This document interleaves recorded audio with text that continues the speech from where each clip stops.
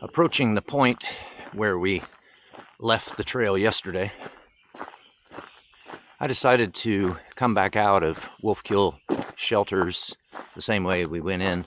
So for one thing, the purists among you will be able to record this in your book as a true through hike on my part, since we are not skipping this next little 0.4 mile section of trail, which we would have done if we went out the short way, went out of the shelter area along the white blazed path. All right, here we are at the side trail that goes over to the Wolfkill Run shelters. Notice the spelling is different here. It's Wolfkill Trail shelters. But at any rate, yeah, so if we had come out via this path, it's about a quarter mile. Going back the way we came and around comes to about 0.9 miles. But it was worth it to me to avoid any sort of trouble over there.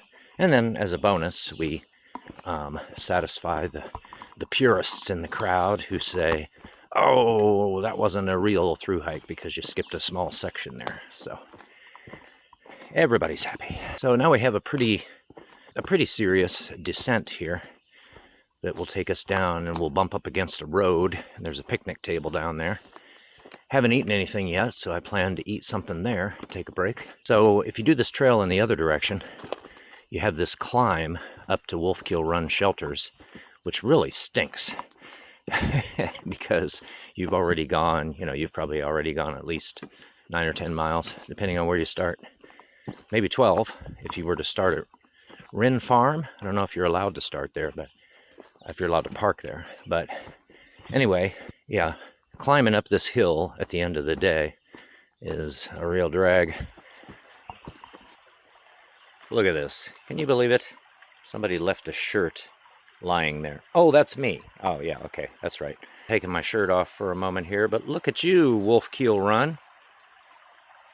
Flowing like a real stream. Where'd you get all that water? Okay, but here is something to gripe about. This can top here. That's pretty old. Look at that. Look at that old pull tab thing. Let's just go ahead and get that out of here. How old is that? It says, let's see. Oh, it says dispose of properly. Please don't litter, says on the other side. Well, so much for those messages. And then here's something over here. What is this?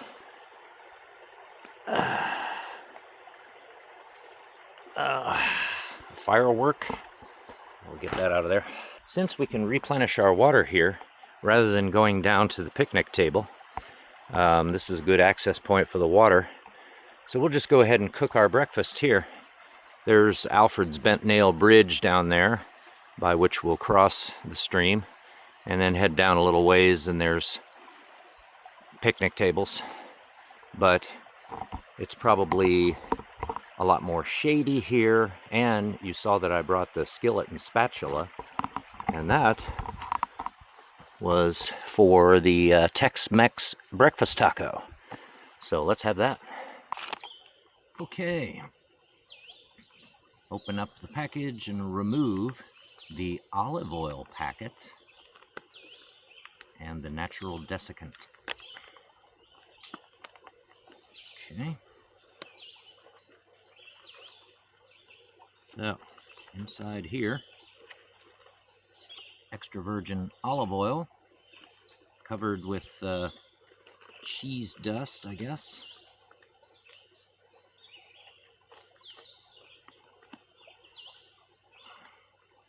And there's the desiccant.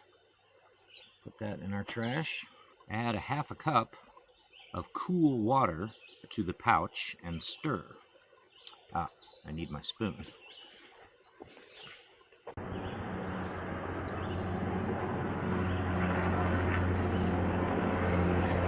Helicopter? I caught just a glimpse of it over there. I knew I wouldn't be able to actually get it on film, so I didn't point the camera up there, but they're looking for us. All right, I hope they aren't looking for us, actually, because if they were looking for us, it should be along the trail anyway. Okay, so half a cup. I want to make sure that if anything, I err on the side of putting less water in there, because I found with a lot of these that when I end up with maybe a little bit too much water, the consistency is not good. So stir that. Okay, then it says, press the air from the pouch, seal, shake and massage the lumps away. All right, so shake. Let me see. Yeah, it's got potato in it. Chipotle seasoned eggs with breakfast veggies, potato, sausage crumbles, and cheddar jack cheese. So give it a good shake and then massage the lumps away. So I guess they're not supposed to be little potato pieces. It's supposed to be more like just a potato puree in there or something. Kind of like mashed potatoes in it when you eat it. There's a stubborn lump right there. Come here, you. I think this is the first time I've had to massage my food on trail. This would feel a lot better on my upper back here, between my shoulders. All right, then it says set aside for 5 minutes to allow the flavors to blend. So let's wait 5 minutes. 1 Mississippi, 2 Mississippi, 3 Mississippi, 4 Mississippi, 97 Mississippi, 298 Mississippi, 299 Mississippi, 300 Mississippi. 300 seconds. Okay, it's been 5 minutes. So now we have the skillet out, and it says pour olive oil into skillet and heat to a sizzle, and then add egg mixture. Marconi brand. So you can tear it open on either side. That's pretty cool.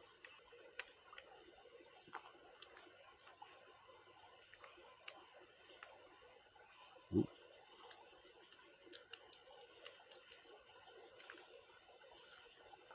Let's get every drop of that deliciousness that we can.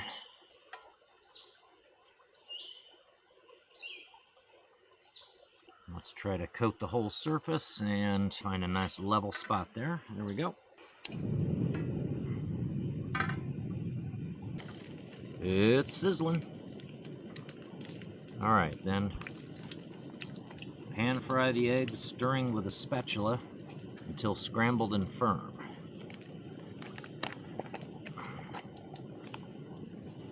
All right, here we go.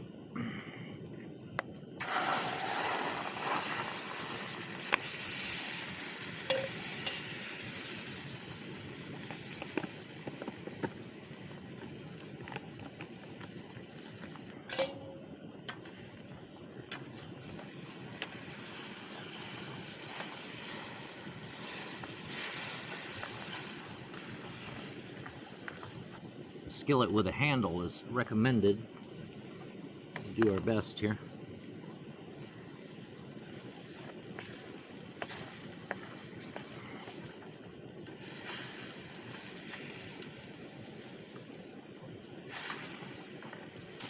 It looks pretty good, and you can still see the potato pieces in there. So I guess we were not crushing the potatoes, so I don't really know what the lumps were that we were massaging out. That looks pretty good to me. I'm gonna turn the heat off. We got the tortilla ready here. See some red pepper in there. You could eat that just as it is, just right out of the skillet. Mmm. Mmm. That is good. That is really good. Well done, Packet Gourmet. I get no money from Packet Gourmet. I get no free meals or money or gear from anybody. Just so you know, you're always getting honest commentary from old dude, not corrupted by money and gifts. So, I don't know that I really need the tortilla, but in fact, that's a lot for one. This is seasoned really well, and I'm sure the olive oil makes a big difference too. You know what? The tortilla actually kills a lot of the flavor. You know, the spice and seasoning and everything. Eating it as is, I think, is a lot better, because the tortilla just makes it a little bit bland. More calories and such, but you might consider just eating it as is. But it's really good. I know what you're thinking. Aren't you going to have some coffee with your breakfast, old dude? No, because I have enough coffee left for 2 cups. So that will allow me to take 2 coffee breaks later today. So I'm saving it for that. Okay, moving on. So we come to Alfred's Bent Nail Bridge here. Cross over Wolf Keel Run.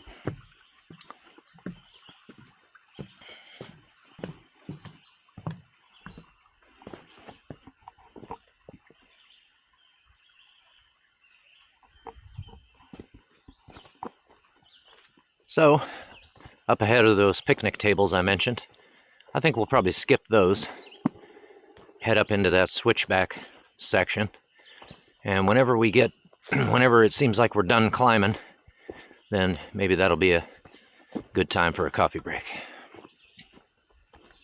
So at the top of the first set of switchbacks, we come to a view of Oil Creek, and down below there, I think that's Pioneer Bridge. And I believe that's part of a cutoff trail that takes you over to the other side. So we are approaching Pioneer Falls.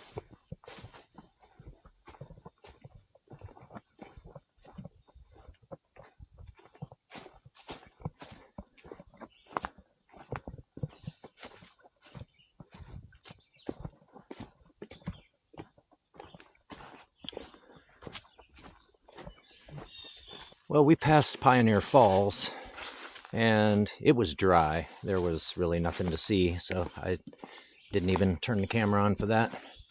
The scenic overlook here is not fantastic either. You just get a glimpse of Oil Creek down there. So, you know, okay. Continuing on, oh, by the way, we just climbed about 500 feet. It's a gradual climb before you get to that little area of rocks that you walk through. And I mean, whew, I am worn out from that. I'm dragging. I drank about a pint and a half of liquid coming up that thing. Got out the lemon habanero element to replenish some electrolytes because I was sweating buckets. And that's a weird flavor. The lemon is refreshing, but that habanero spice kick and aftertaste at the end, I probably could have done without that today. We should be getting to the Benninghoff Farm tableau before long, and something occurred to me. If we go and do the Petroleum Center walking tour, then I think it's 0.6 miles over and 0.6 miles back, so it's another 1.2 miles. It occurred to me, you can get to that by car, and so I think maybe instead of doing that side excursion along the way, we'll just finish the trail and then take the car over there, and then I believe we can walk across the bridge over Oil Creek and go take a look at that at the end. So as soon as I thought of that, I started to feel a little bit better, because I don't mind shaving off 1.2 miles today. I gotta tell you, I'm looking forward to being done.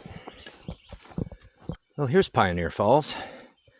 I was misremembering where it was. So the other place that I passed had a little footbridge like that too, little stream, and it didn't look right, because I thought I remembered a bit of a drop there, you know, and a big rock, but anyway, I was thinking that was it. But here it is, flowing a little bit. Hopefully it's flowing enough that we can collect water from Pioneer Run there, because this may be the last water source. I can't think of any others that we're going to come to. But if we can fill up here, then we can also stop for a while and have a cup of joe. Well, I'm trying to get myself sorted out here. I'm not feeling 100% today. The good news is the feet feel fine. The blister situation, that resolved itself pretty well. Being able to rest for so many hours yesterday, I think, did the trick. I don't know if the Gold Bond did anything, but it might have helped. I mean, you know, who knows? It might have played out exactly the same way if I hadn't put any of that on my feet. So I don't know. But my stomach is kind of touchy, and that one very long, gradual 500 feet-ish climb, I haven't recovered from that. That thing kicked my butt, and so even on the level and downhill portions, it's like I'm not bouncing back. So I came up with the plan C. I'm afraid I'm going to have to disappoint you purists after all. I think we're going to skip the last approximately 4 miles of trail, and about 3 miles from here we'll come to, so looking at the map here, okay, we are at Pioneer Falls up here. So take the trail down like so, and in about 3 miles we come to the Benninghoff Farm Tableau, which is kind of interesting if you haven't seen it. And then we come to Petroleum Center Road right here. So the trail continues over to something called Wildcat Hollow. I think we're going to hop on the road, go down to Petroleum Center and check it out after all, before we finish, and then take the State Park Road back to Blood Farm. That'll be about 2.5 miles, I think. And, you know, I'm sure there are some uphill portions on that road, but I know that after, I remember there's a pretty major climb. Where would it be here? Yeah, I think after crossing Stevenson Hill Road, when the trail goes, you can see the elevation lines right here, climbs up like this, okay? And I don't know if I'm up for that. Now each of the, okay, so this is 100, these are at 100-foot intervals. Oh, we got the coffee on, by the way, and you can see it's just about to boil because of the steam coming up rapidly there. So I will cut it off. Take a look inside. Yeah, we can see it just started to boil. Now, on one hand, when you do the cowboy coffee, if you let it boil, a lot of the grounds will travel up the side of the cook pot, and that makes for a slightly easier pour off sometimes. But you know, you can experiment with it. So yeah, that's at least a 300-foot climb, and you also go through an area there that's kind of marshy. There's a boardwalk section here, I think, it's kind of buggy and so on. So I'm just I'm not feeling up to all of the challenges of the trail today. So I hope you didn't already record me in your book as, you know, you purists, as completing a true through hike. If you did, you'll have to, you know, white out that part. But how am I going to record it in my book? Just an adventure, a 4-day adventure on the Gerard Trail. That's pretty much it. I'm not even sure where my book is, so it doesn't really matter. Now let's go with some watermelon liquid IV to wash out the taste of that lemon habanero. Still do need more electrolytes, I think, because man, have I sweat a lot today. And I had the head net on too because the flies are really bad today. Not only the gnats that fly into your eyeballs, but just flies. They've been buzzing around and landing on me, and there's lots of them out today. So you can walk right up to the top of Pioneer Falls here. In fact, so dry right now, you can just step out onto the rock, and you can refill water right there. It's right where it drops off the rock. Just flows into your bottle pretty nicely.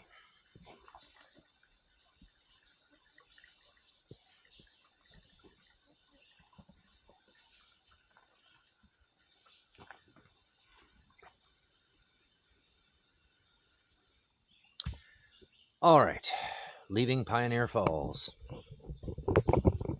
Well, that was a very long break. I think I spent probably an hour here, but I feel a lot better. I just really needed it. I don't have a, like a charge meter on me anywhere that I know of, but I think I'm about 93% probably. So yeah, feeling better. So we have about 3 trail miles to go, and then about another 2.5 road miles. And of course, I know there will be some uphill portions on the road walk, but at least there won't be rocks and roots, and it'll be gradual. And, I'm just not up for getting to an uphill portion of trail and thinking, I wasn't counting on this climb and how long is this one and so forth. I'm just ready to wrap it up today. Whoops, what was that right there?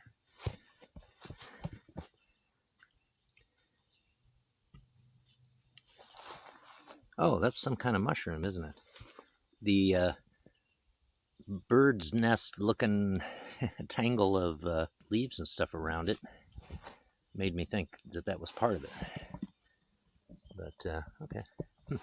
Anyway, I'm just looking forward to getting back to the Silver Streak. Looking forward to the drive home. Now, I will tell you, I'm not that much looking forward to actually getting home, because this is something that you probably don't see in a lot of YouTube videos, and I've never shown it before. But I have a getting home ritual that I go through.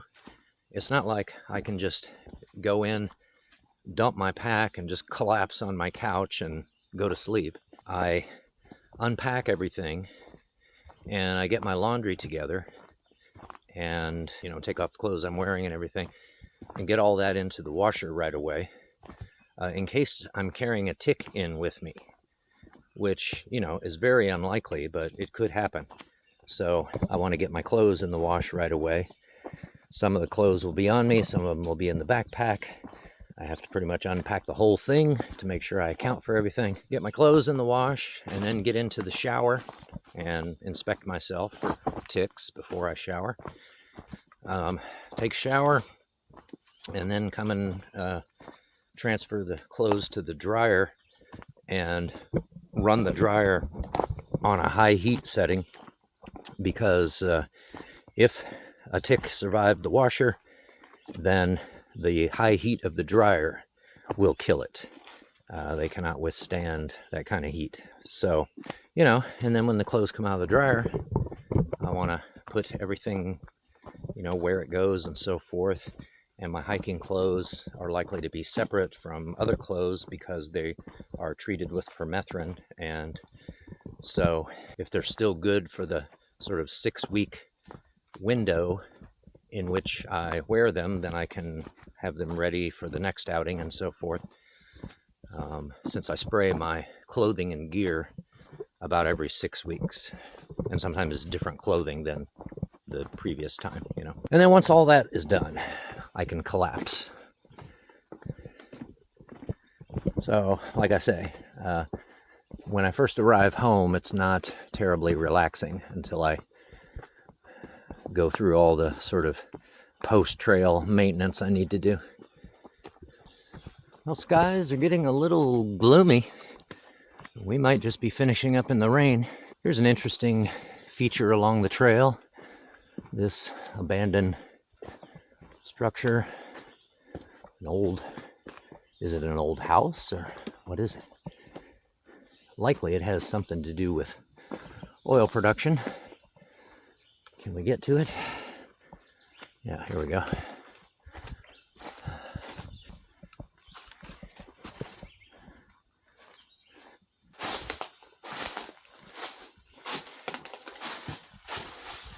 There's a big old concrete slab here and two more that almost look like steps, but they've got pegs coming up which secured something to the top of them. Right? The thing is slanted. I wonder if it was originally that way it was supposed to be. But maybe this was another one of those, what was it, one of those eccentric wheels or whatever that had the pusher rods attached to it. This might have been part of that apparatus. And then those would have gone out to different wells around. So, you know, one probably went out that window. They went out these slots, out that window, and so on. But then that thing would have been connected to a gas engine. So was this the gas engine? And then it ran and connected to one of those whatchalls out here. Don't know. Or maybe it was, this building was something else altogether.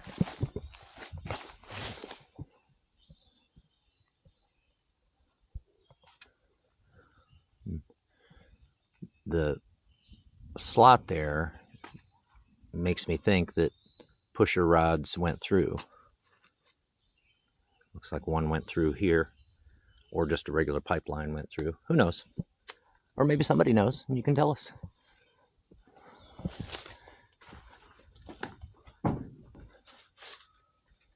Looks like those rafters are eventually going to come down. Hopefully not when somebody's in here.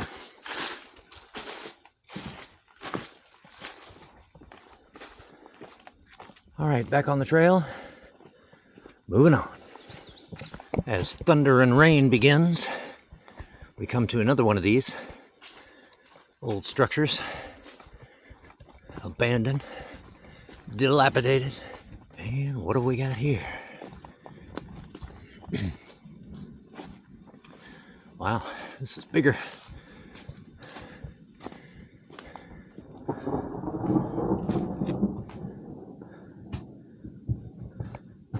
Huh. Was this actually a house? This looks like it could have been a residence. Got a bench over here. I know it's got to be hard to see. Stairway going up there to an upper floor. Well, the roof is not very tall up there. So, yeah, I mean, you could have had rooms. Person could have slept up there or something, but maybe it was just used for storage.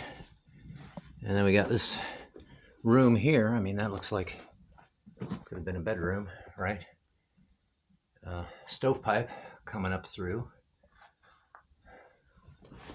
Floor falling through over there. Shelves over there. This looks a little bit more like a stable room.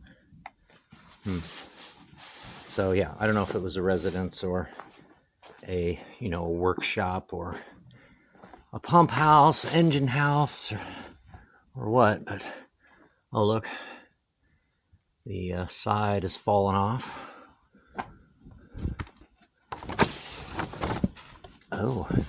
Oh, there was much more of it. It extended more that way. But all this part is collapsed. You can see a couple of trees going down through it.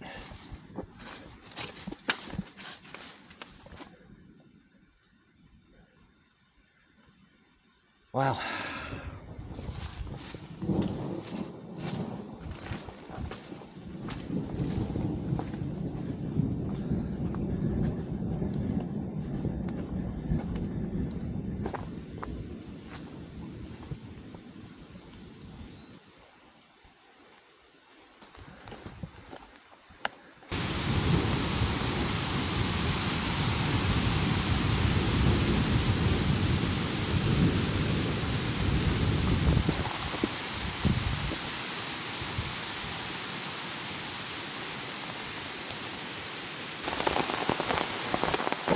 Alrighty, we are coming into the Benninghoff farm tableau.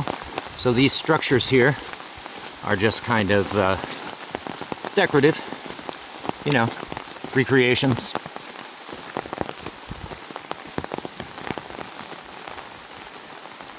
So I guess this was the site of the Benninghoff farm.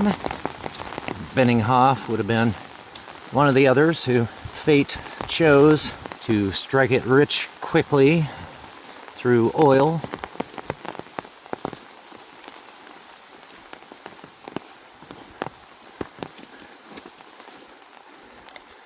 So the Benninghoff farm boom. This site was the farm of John Benninghoff, who became extremely wealthy when drillers discovered that oil could be produced from stony hillsides instead of only along flat creekside areas. One day John was just raising his food when up from the ground came a bubbling crude. Oil, that is. Black gold. Pennsylvania tea. Next thing you know, old John's a millionaire. The kinfolk said, "John, stay there and lease your land, and you can become a multimillionaire." Because one of the things that we humans are vulnerable to, in my view, is we can easily get addicted to numbers going up. When we see numbers and they're going up, we just want them to keep going up and up and up. And that becomes the most important thing. Belden and Blake Corporation. Okay. So that's what there is to see here at the Benninghoff farm tableau. And then we pass underneath this thing, and then we should be coming right down to Petroleum Center Road, and we'll take a left. So next stop, Petroleum Center. Here's Benninghoff Run, getting the contribution of water from the trail itself. Cross over Benninghoff Run, and then the sign says "Stay on trail." Well, guess what? You can't tell us what to do, sign. We already decided we're getting off trail right about here. So here is Petroleum Center Road. So we're going to take a left here and go down to Petroleum Center. So this is where we say goodbye to the Gerard Trail for our 2024 adventure. So thank you very much, Trail. Oh, that reminds me. Let me say thank you very much to the trail maintainers. This trail is very well marked and very well maintained. There is a fresh blowdown that is, let's see, where is it exactly? So if you go north from Pioneer Falls, at some point there's a very long gradual descent, and it's near the bottom of that, as I recall. Coming up the other way, that was the hill that really kind of kicked my butt today. Crossing the tracks and then turning right, or the road veers to the right. And this will take us down to Petroleum Center, which I've never seen before, so I'm excited. It's a railroad bridge over Benninghoff Run.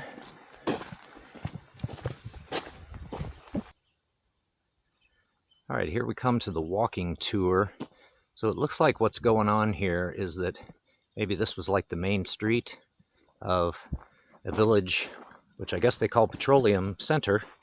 I think they should have called it Petrolia. That's a prettier name.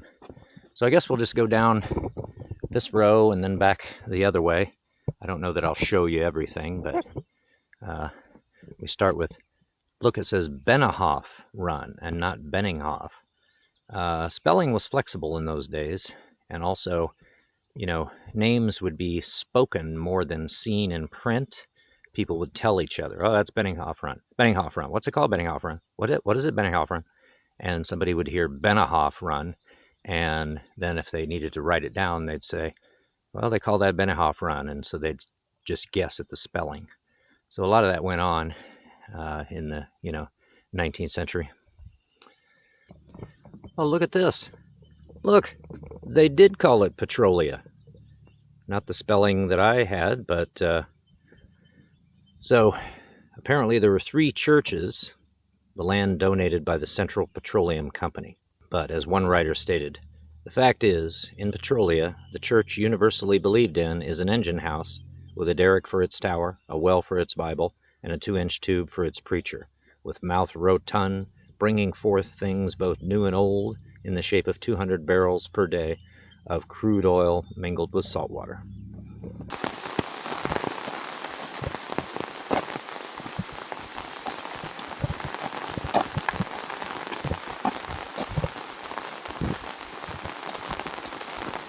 Isn't that the dam that we saw on the morning of day 1 when we went the wrong way?